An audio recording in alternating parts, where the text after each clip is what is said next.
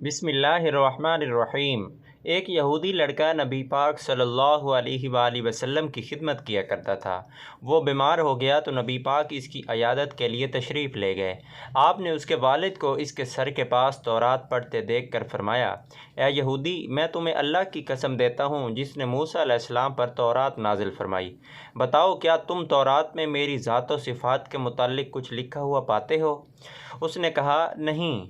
लेकिन वो लड़का कहने लगा, अल्लाह की कसम, अल्लाह के रसूल, हम आप सल्लल्लाहु अलैहि वसल्लम की ज़ात व सिफ़ात और आपकी तशरीफ़ आवरी के मुताल्लिक़ तौरात में लिखा हुआ पाते हैं, और मैं गवाही देता हूँ कि अल्लाह के सिवा कोई माबूद बरहक नहीं और आप अल्लाह के रसूल हैं।